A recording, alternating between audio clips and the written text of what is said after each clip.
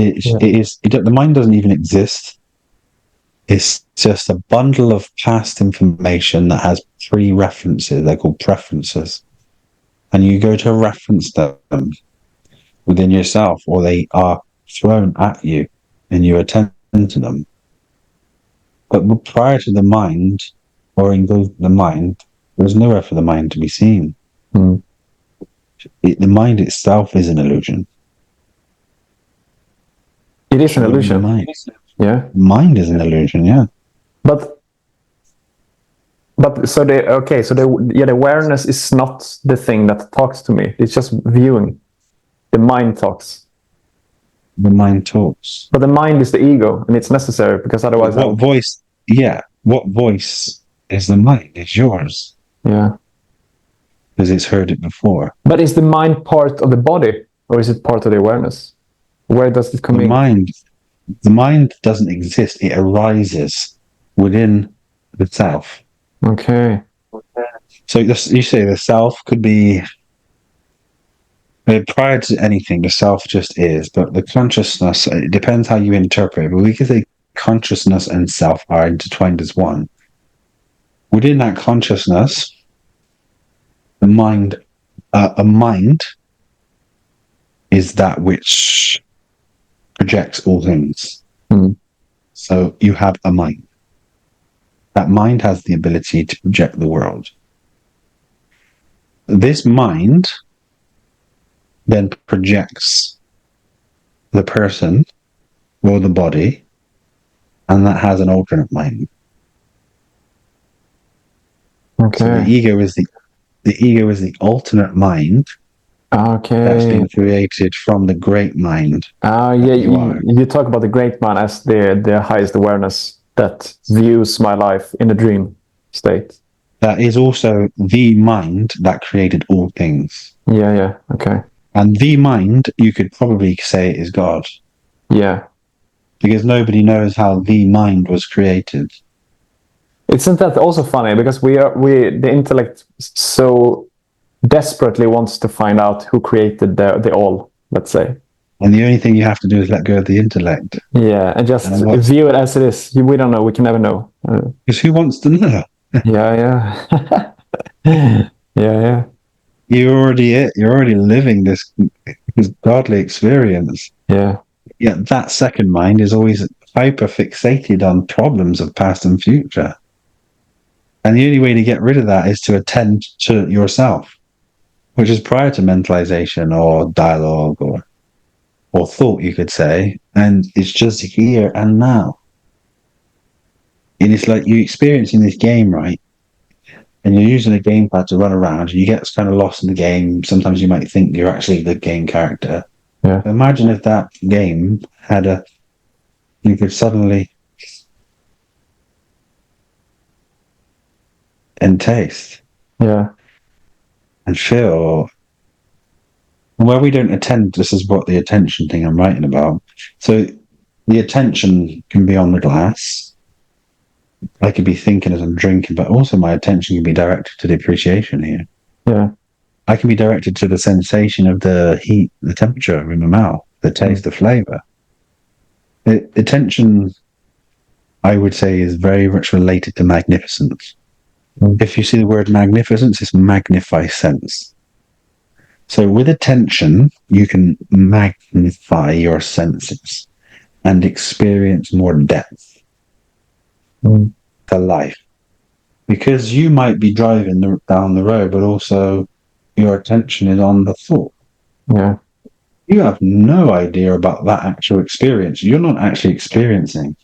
You're not feeling the bumps in the road. You're not feeling the texture of the steering wheel. You're not seeing the meander in the road, the smell of the car, the sound of the engine. But that whole experience is being missed because you're attending to thought. Yeah.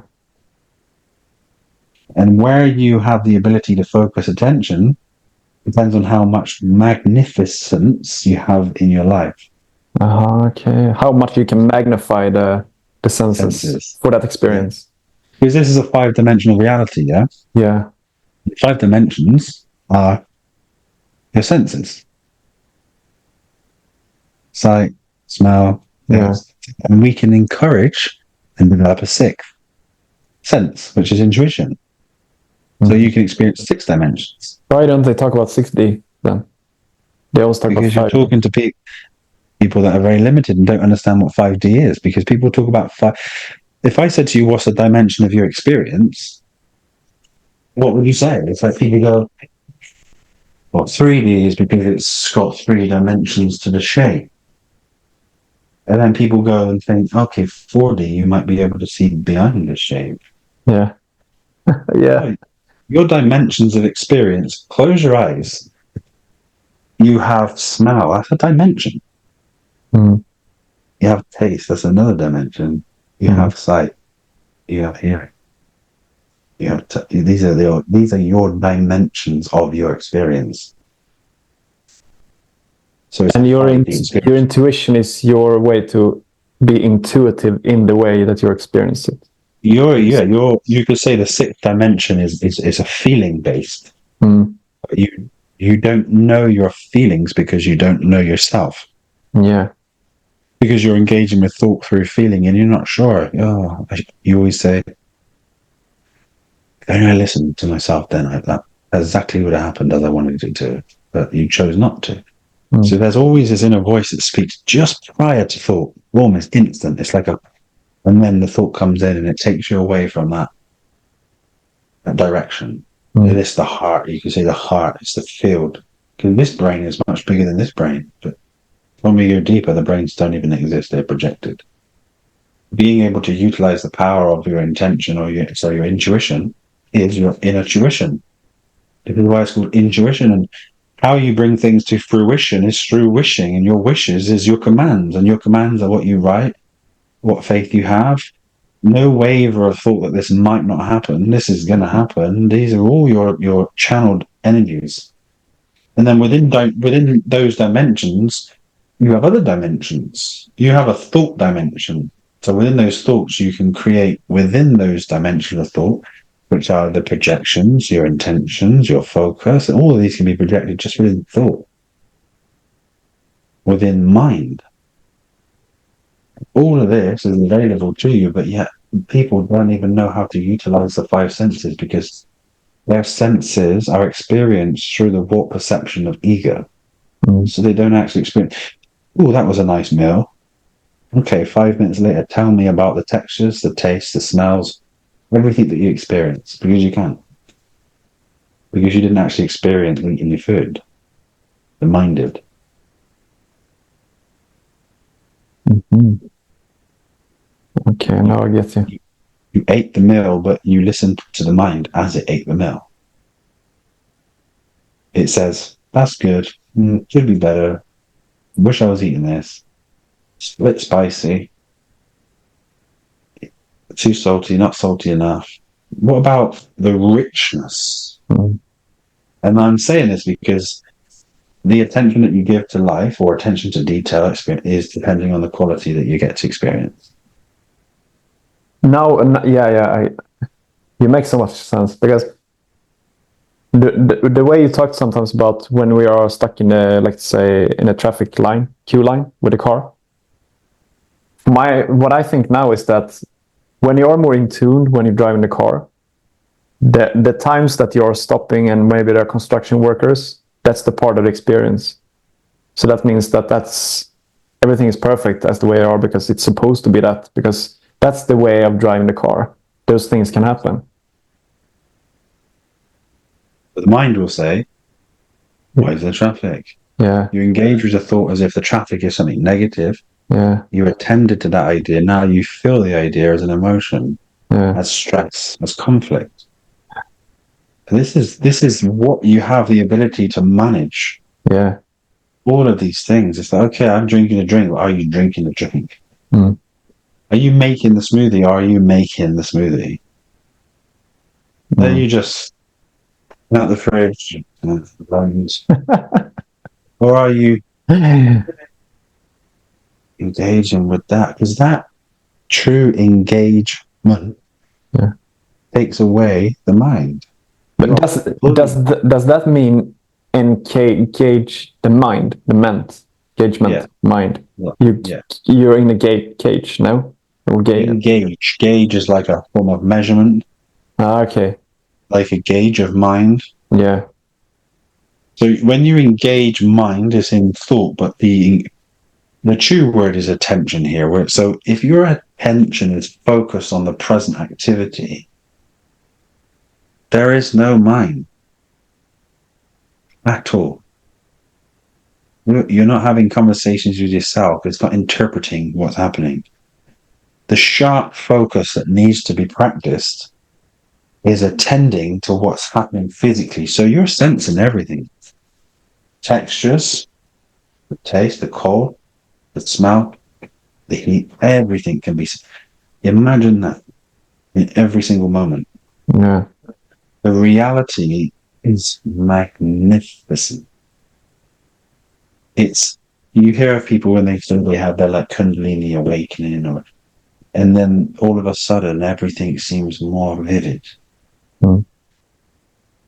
Because there's no person to take you away from the experience that you're having, no personality, no ideas, no judgment. That's what happened when when I was in Mexico and I did psychedelics or mushrooms, because the senses are always more. You're just sitting. It's like you said, like you're just sitting and are aware of everything experienced here and now, because everything is so what do you say, more advanced. You feel everything more. You see everything in detail. The sound is incredible. You just want to sit and listen. You just want to sit and look at this paper. Like, wow. And why? Because what you're attending to is being felt, and usually you attend where? To thought. Yeah. And it takes directed focus in the beginning and practicing. So when the focus shifts, you keep bringing it back. You bring your attention back. You start saying, I'm going to focus on the sensations, just like you do when you did the mushrooms. But does that mean that the mushrooms take away the mind from it? Or why? They can. A mega dose of mushrooms will kill your personality for sure. For a while. For a while. For a while. Yeah. But then the remnants of the experience kind of gives people a different view on life that can stay for some time. Okay. But it changes people's opinions about life. Okay. They cannot quite chase it, so they have to do mushrooms. But you're doing this without taking mushrooms. You can feel the hair stand on the back of your neck, You can hear the sound of the ocean miles away. Yeah. Even mushrooms themselves, people with mushrooms who've lost their hearing take a mushroom and they can hear again. It's to do with the nerve firing, the neurons, it's a neuroconnector, but what I'm trying to say to you now, because we've had these deeper conversations as we go on now, that today is like, you can feel everything, every moment, and experience such vivid beauty within yourself that you're in awe of life. Every single moment. Just a phone ringing in your hand is not just this intention is here. Hello. There's no thought engaged because you're so focused on the experience that the mind does not exist. And this is where I'm trying to take you, is creating that painting. The mind's not here, you're just expressing. Why not be so focused on life that this and time and thoughts just doesn't exist? And that is attention.